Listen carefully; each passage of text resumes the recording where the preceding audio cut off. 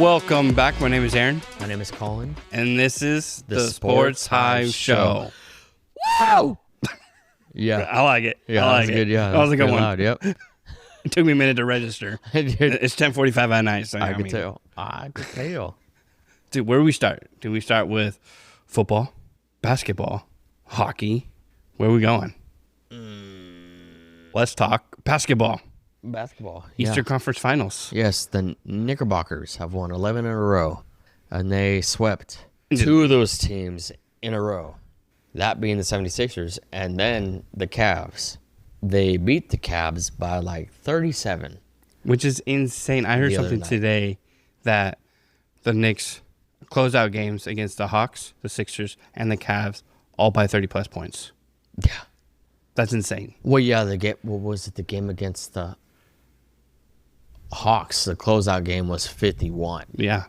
And then, well, it wasn't a closeout game, but the following game against the Sixers in game one was like 39. So it was like a 90-point spread, something like that. But the Knicks are a-ballin'. So do they have what it takes to beat OKC or the Spurs? Well, yeah, they're the best team in the playoffs right now. So if OKC ends up being the Spurs, since they won tonight, they're up 3-2, and they have what now, a 72% chance to get into the finals. So if the Thunder win, who's the underdog? Is it the Thunder or is it the Knicks? It would probably be the Knicks, just based off of like seeding, because obviously the number one seed in the West is the Thunder, and then the Knicks, I think, were the third.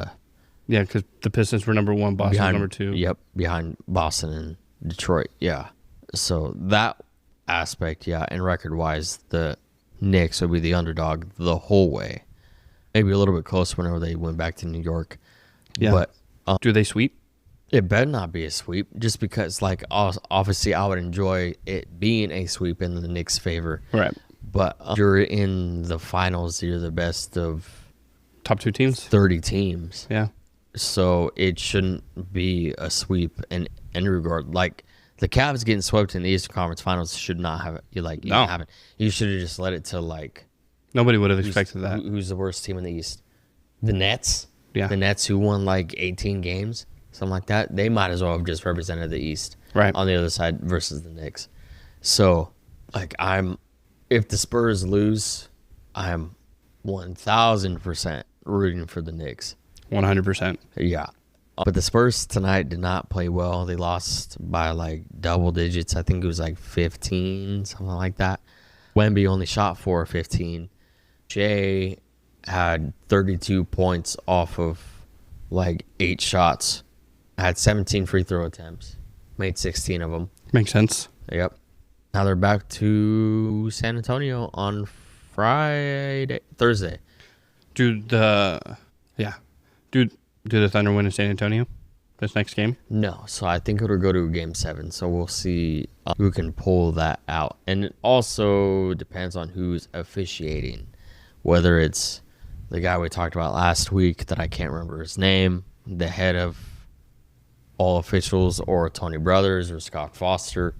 It just depends on who's officiating. I'm sure Scott Foster will probably get the nod to officiate next game, because he's always the one to be part of a series extending games. True story. So I'm sure he'll be there again. With Tony? And hopefully not Tony. I do not like Tony Brothers whatsoever. He's an OKC fan for sure. You can see it. Yeah. So we'll see how that game goes on Thursday. And then hopefully it goes to a Game 7 on Saturday. Ideally, I would hope that it's a Spurs and Knicks series. And in that case, I would probably root for the Knicks, just because they're all, like, older. Yeah. They're all, like, all 29, 30, 31. So, like, their window is closing, as opposed to the Spurs, who are all, like, low 20s, except for, like, Harrison Barnes, who's been around forever, and, like, Darren Fox. So do we get that 1999 NBA Finals matchup again? Spurs versus the Knicks? Knicks and Spurs, I'd be okay with it, because the Lakers went to the following 3 or 4 championships right after. So you're saying it's automatic for the Lakers next year? I would hope. Yeah, that'd be kind of cool. But we'll see. I mean, obviously, it depends on, like, injuries and all that stuff. If anybody, like, if Wemby gets hurt for the Spurs are done. Whether it's Game 6, Game 7, or the next series if they advance. If Shea gets hurt for the Thunder, they're done. But even if, like the Knicks, if like say Cat gets hurt, I think they'll be able to like get past the hump. If Bronson gets hurt, I feel like they can get past the hump. So like, I don't know, the Spurs and the Thunder don't like they have a obviously definitive number one, but that number two spot is always like wishy-washy on who shows up. But like the Knicks, it's always Cat and Brunson, and then Hart and Bridges show up like when they need to. So I feel like the Knicks are a more well-rounded, consistent, and experienced team for sure than the other two teams that are left. But we'll see. Yeah, I like the Knicks being, and I think the Knicks have what it takes to beat either the Spurs or the Thunder in a 7-game series. And I like how Mikal Bridges, an ex-Sun, is in the finals again, and hopefully going to be able to win a ring. That would be awesome to see. It's also pretty funny to see that just, you know how team movement is. Like the Dallas Mavericks had Doncic and Brunson and Porzingis and couldn't win a championship, and then you ship all those guys off kind of thing, and then they start winning. Yeah, winning separately. Like Ish, obviously Brunson on the Knicks, he's gotten, well, Doncic was on the Mavs, got as far as the finals, and then lost to, I just watched it. Who'd they lose to? Was it the Bucks? The Mavericks? Yeah. The Mavs got as far, like, to the finals. I'm pretty sure it was the Bucks that beat them.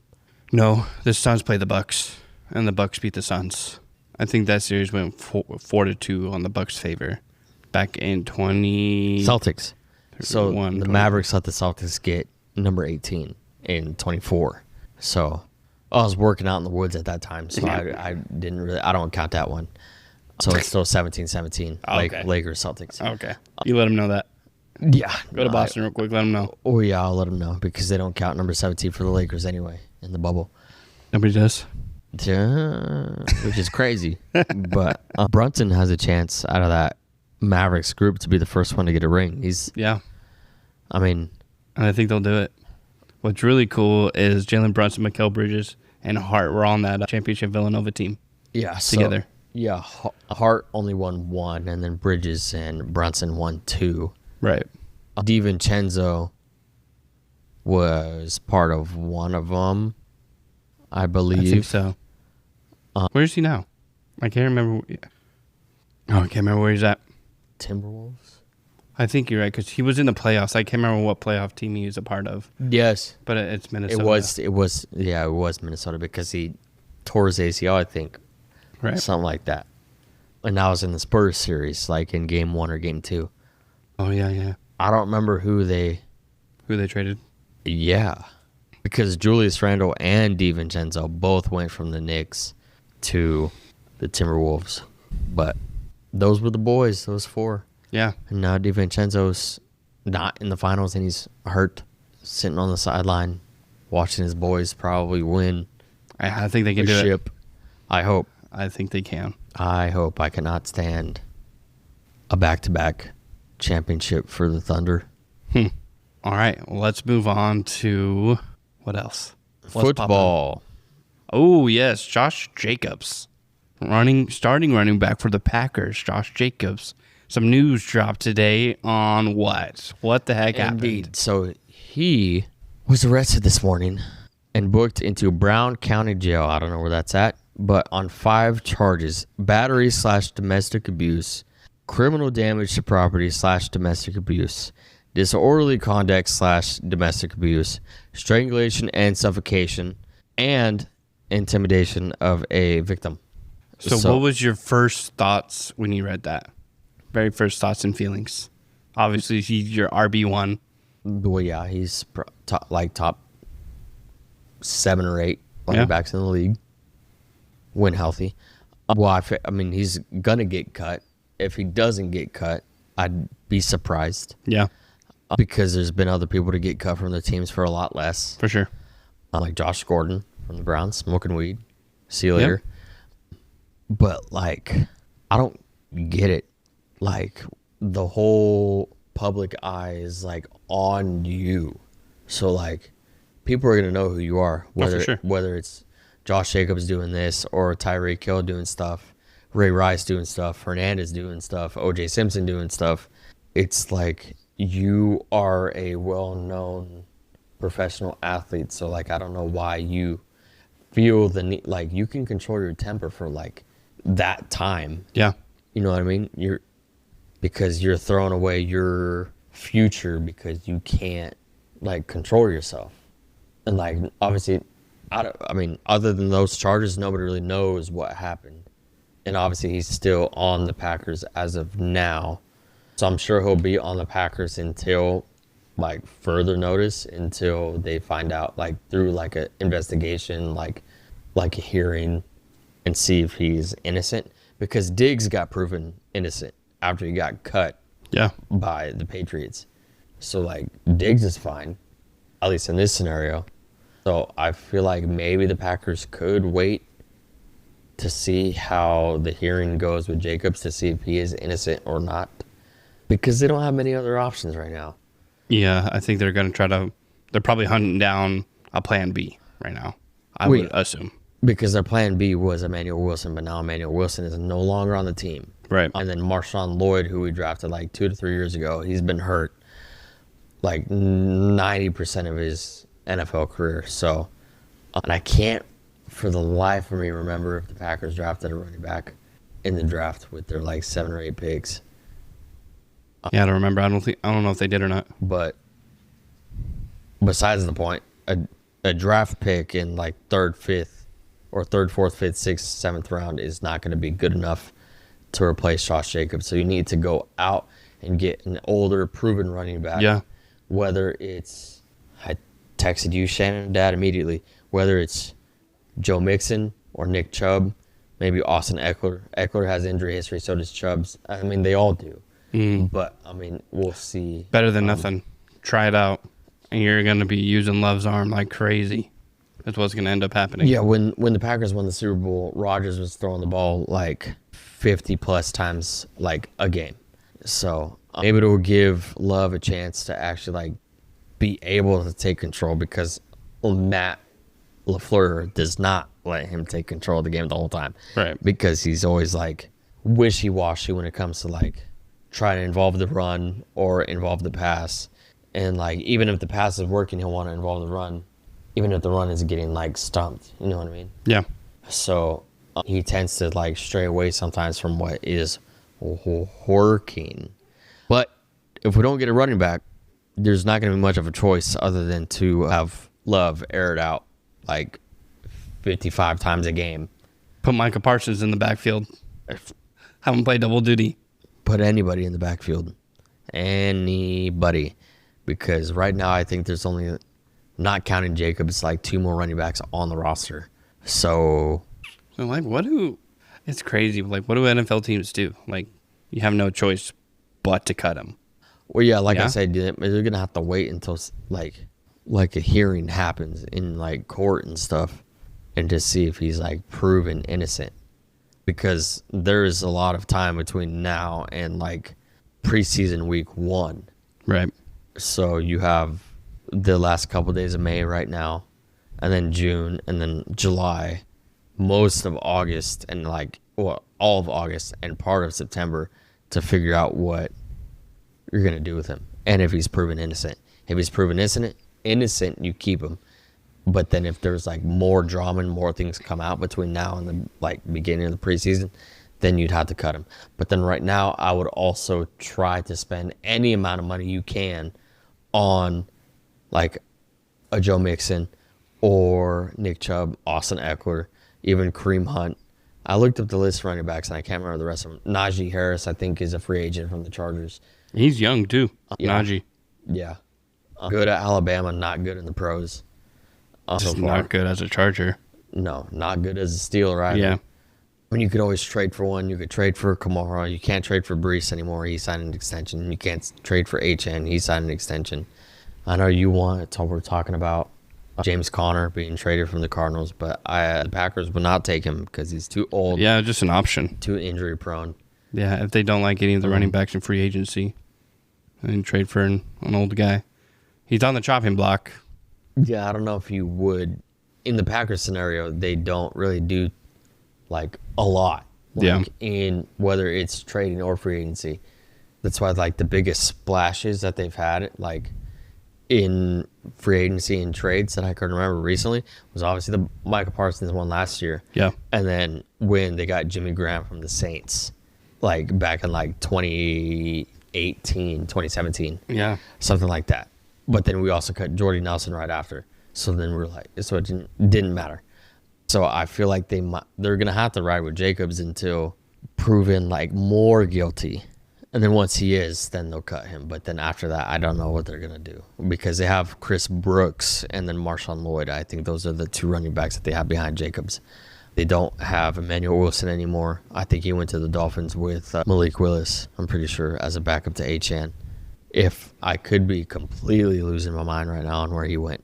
But they got to sign somebody for a vet minimum, whether that's person expecting an okay to be in like the backup role or like thrusted into the starting spot.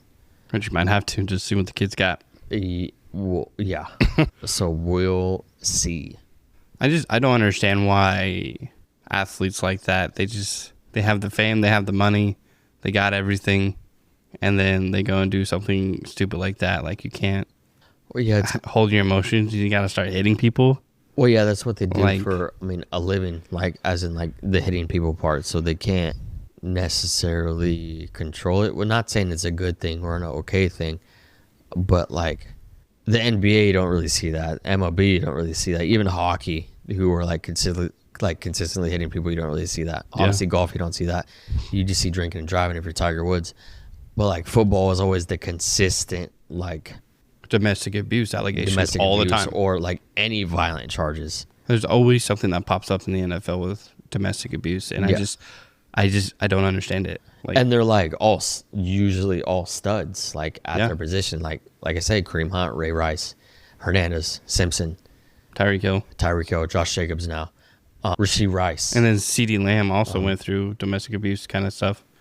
Yeah, Diggs. I don't know if I know I said that earlier, but I don't know if I said that now. I don't understand. Like I don't know if there's like a switch that they can't like flip off and be like, hey, this is real life. This is not like football. And they're just too emotional. Unless they're just drunk or drugged out and you can't control anything. Yeah, drunk would make sense, but like you have to get to a certain point to like what Tyreek Hill did with his kids or what Ray Rice did to the girl in the elevator or even Kareem Hunt and Josh Jacobs. Like you would have to get to you would have to have like a lot in your system to do that type of stuff. Like whether it's for like a few seconds or like days, months. Right. So, which is I don't know, dude. Like Josh seems like he's a good dude.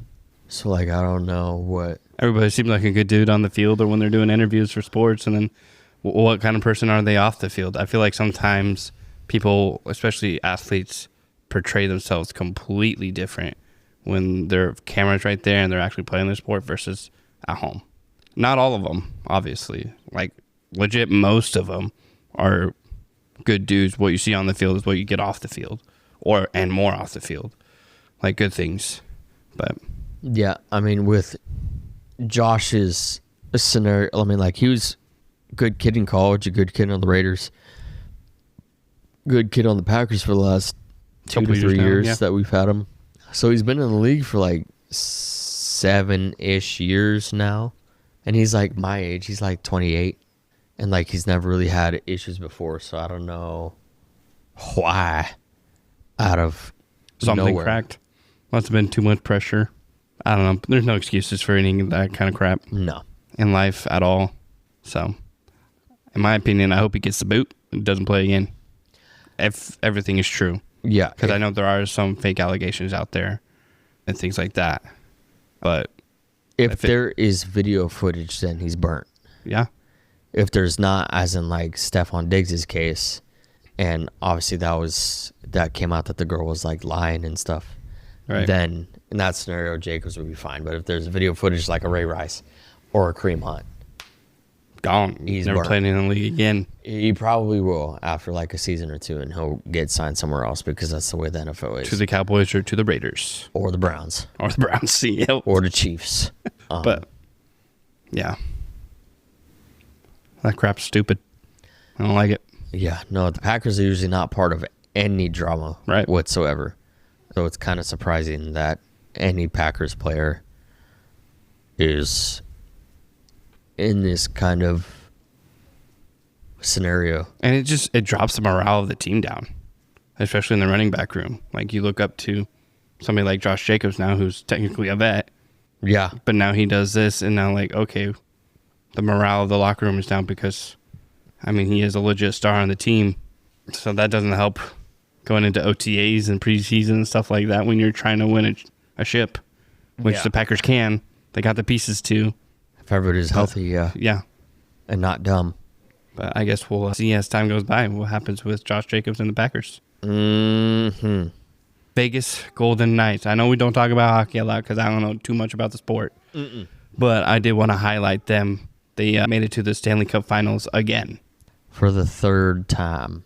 In 9 seasons when they became a hockey team. That's a pretty awesome feat right there. Yeah, I feel like they're doing something right over there. I feel like the Knights have always been good, though. Yeah. The one Vegas team that has been good. True story. Consistently. I know the Raiders ain't been there that long, and the A's aren't there yet. But yeah, I don't know too much about hockey either. I've only been in one game, and it wasn't even professional. It was college. Collegiate. So, what else? I feel like something else in the sports world just happened. Kyle Busch. Kyle Busch did die. With NASCAR. That's right. At 41. I guess he had pneumonia that turned into sepsis. Yeah. And super quick. Yeah, a couple days. Because he just had won a race last week. And he mentioned in the interview, like, you never know which one is your last. Mm-hmm. And then he dies 4 days later. Crazy. And Kyle Busch is one of the most well-renowned NASCAR drivers to ever drive. And he's a Hall of Famer, obviously. And it's crazy how these guys do what they do and their life is cut short, leaving a wife and kids behind. And it was sad, really. I was like, holy crap.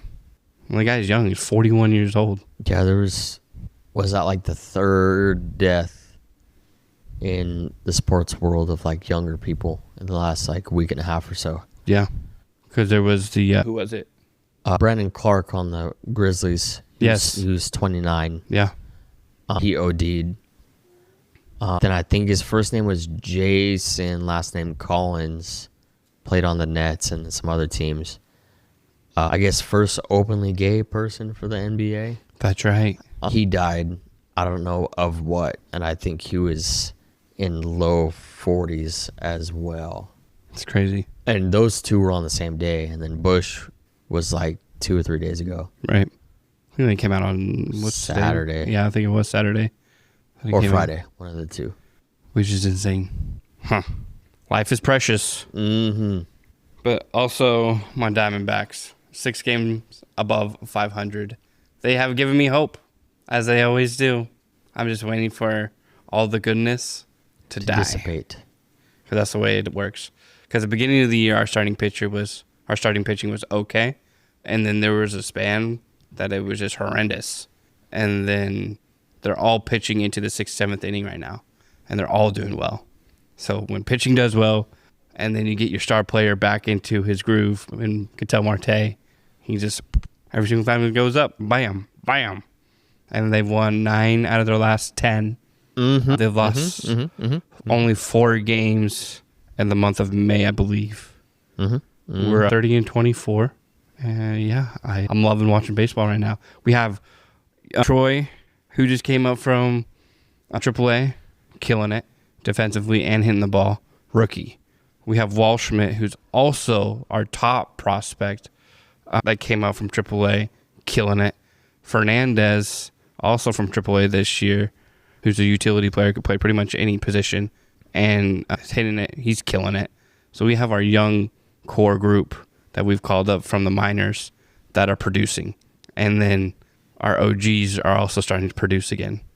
Corbin going out there hitting triples. Mm-hmm. Marte out there, just an RBI monster home run monster. Perdomo doing his thing. Vargas has tapered off a little bit, but he had a couple RBIs tonight. But it also does help that we're playing the Rockies and the Giants in like back-to-back series to help us win to 30 games. But yeah. Yeah, the Giants game that you, me, and Dad went to was really good. Yeah, it was. Diamondbacks won that one. And then 6-3. Yep. And that was on Wednesday last week. Then me and the missus and her family went to the game on Friday. And the Rockies had only won 19 of 51 games. And the Rockies won that game. Mm-hmm. And we went to the one of that 9 out of the last 10. Yep. We went to that one that they lost. Yeah. I was like, that's great. I appreciate you going. Yeah, that's great news. Yeah. They lost because you were there and late. No, they lost because Yeah. yeah. Her Okay. family was there because when we went, they won on Wednesday. Yeah. Most of the games that we've gone to that they've won, except for one. Yeah. I was against the Dodgers at the end of last year, but The Diamondbacks are just a fun team to watch and to root for, to be a part of, because you know they're going to consistently stay 500 or 525. I'll be surprised if we actually do go more than like 10 to 12 games above 500 this year, because we always taper off and then we hit that 500 mark. how many games is there in that season? It's like 164, because you go 82 and 82, and that's usually what we do. We hit around there, or a game or two below it, to game or two above it, just depending. It'd be 83 and 81. Yeah, Final possibility. record, 83 and 81. We're 4.5 games back of the Dodgers, because the Dodgers just kicked some butt today against the Rockies, 15 to like 6. Mollywop. Yep. And we're only a game behind the Padres for the second place in the NL West. Padres won tonight too, I think. Yeah. If we just got to keep chasing the Padres and the Dodgers, really. The Dodgers are not unbreakable. No, they're breaking a little bit this season. They're not the best team in the league right now. Well, I don't know. 15 runs for them and the Yankees tonight. No, against the Rockies. You should be able to put 15 runs up against the Rockies. Yeah, who did the Yankees play today? Don't know. Don't remember, but each of their 9 starters had 2+ hits. Yeah. For the first time in their history. Yeah, it's pretty pretty cool. good. Yeah, it's cool to see that kind of stuff, even if it is the Yankees. But yeah, baseball's fun to watch, and I love being a part of just the Diamondbacks. It's fun just to go to a game, buy $30 worth of nachos that are disgusting, by the way. And eat $7 worth of them. Yeah, Yep. pretty much, because they were gross. Mm-hmm. Yeah. He was like, do you want the one that's $21 that's this size? Or do you want the $30 one that's this size? I'm like, hit me with the $30 one, dude. Instant regret when I got to the seat. I'm like, oh, nasty. I wonder how long these have been sitting out. Oh, I knew it. I saw how big those were. I was like, I don't need all that. It's the experience of having a bucket full of nachos at a baseball game I guess. filled with instant regret. So if you're going to a Diamondbacks game here in Arizona, do not get the nachos. Go for the regular hot dog. Just get Chick-fil-A sandwiches. Yeah. One sandwich for $11.50. And it's just a regular chicken Well, sandwich. yeah, the same size like that. But worth it. For $23, I ate both of them. You paid $30-something bucks for nachos and ate about 19% of it. Yep. But I got the bucket out of it. So I did. guess- And my kids have used it to fill their toys with. Right over there. Lovely. Hopefully you watched it. Yeah, I've been looking at it. I did. I was like, Brady asked when I gave it to Brody the other day. Brady's like, did you wash it? I'm like, nah. yeah, no, The cheese is still in there. that'll be right. Yeah. For when you don't feed them later, Exactly. you just lick it. But yeah, we'll see what the Diamondbacks do. Probably miss playoffs by a game. Or make playoffs by a game. That's what they do. Either one. Yeah. Well, you don't have to worry about that for the Cardinals. No. Yeah, no. We're going. I said last week we could probably win 6 or 7 games. I could see us winning 6 or 7 games. Probably not going to win 6 or 7 games. But that's another thing we got to talk about. Carson Beck. With Jacoby wanting more money right now, and the Cardinals drafting Carson at the 3rd pick, probably going to have another top 5, top 10 pick for next year. Could use it on a quarterback. Do you test the Carson era from week 1, or do you wait till week 4 or 5? I know where you stand on not wanting to start rookies, but if you're in the Cardinals organization and in that room, Do you pay Jacoby, who went 1-11 last year, but put up numbers because their defense was cheeks? What do you do with that? Oh yeah, because Jacoby started around like week 4-ish. Yeah, because Kyler got hurt. Yeah, he played in 14 games, started like 12 of them. He was like at 28 touchdowns and like around like 11 interceptions and threw for like I think like around like 3,000 yards, something like that. I think. Yeah, he was good. The numbers, that's what I'm saying. The numbers were good, but he wasn't stacking wins. Yeah, the numbers were there. So I mean, Jacoby doesn't play defense. No quarterback does. So I can get where Jacoby's coming from, wanting to have more money because Minshew and Beck are both making more this upcoming season than what Jacoby's prior contract is. So I can see to where like he would be like butthurt about the backup quarterback and the rookie quarterback getting more money than he is while he's actually being the starter. So the money that he's asking for, probably not, but I could see him probably getting like a little bit of a pay raise, but it's hard because he's already paying like $100 million gajillion to Kyler Murray for him to play in Minnesota. So you kind of have to how do you play that game? Outweigh the pros and cons of like you don't pay Jacoby, then you don't have the veteran leadership of like Brady and Belichick per se in the locker room because he's not going to want to be there. He's not going to put forth effort. Then you have Gardner Minshew as your starting starting quarterback at the beginning of the year, and then Beck just takes over in like week 4. So I mean, me personally, I would give Jacoby like a little bit more money, like enough to like make him happy to like want to start and like want to play. And then if you start like not winning games, then you throw Beck in there to the Wolves. Like I said, probably like week 4 or 5. Right. Especially if they go 0-3. Exactly. So like the beginning, like the Cardinals' whole schedule was hard. Yeah. So like, and the beginning of the schedule, I think is like also hard because I think you have like the Seahawks and I think the Eagles are up in there and the Chargers. Yeah. I think those are the first 3-ish. You have playoff teams in there. Yeah. Out of the first like 3, 4, 5 games. So I would fork out that little bit of extra money for Jacoby because he is like proven. Like I know he's like 30-something, but like you don't have much else to lose. You know what I mean? Right, and that's like it's like you don't have much else to lose by starting Beck right out the gate, but you also don't have too much to lose like paying Jacoby. So right, I can see both ways. Which way do they want to go? Because like I'm not expecting us to really win any games at all. No, I would just love to see Beck and Love and see that tandem for an entire year, see what kind of slate we get, and then obviously we'll probably have a top 10 draft pick to put forth into a heavy quarterback draft next year to pick up a quarterback. Because if you go quarterback again, which the Cardinals like, they love quarterbacks, they love to go back to back on quarterbacks. Why not give Beck an entire year to prove himself and save the money that you would pay Jacoby? Like I can see, especially if you're going quarterback next year, if that's your plan. Yeah, I mean, I don't know if I said this ever, but I could see the Cardinals being like the Giants, super like young stud running back, as in like Scadaboo and Love, and they both have starters in front of them, as in like Algier and then Tracy, and then Tracy didn't play that like well, and he got hurt-ish, so then Scadaboo took the spot. Yeah. So then Algier is probably gonna be the same exact way. So then Love's gonna take the spot, and then Russell Wilson was kind of dog shit.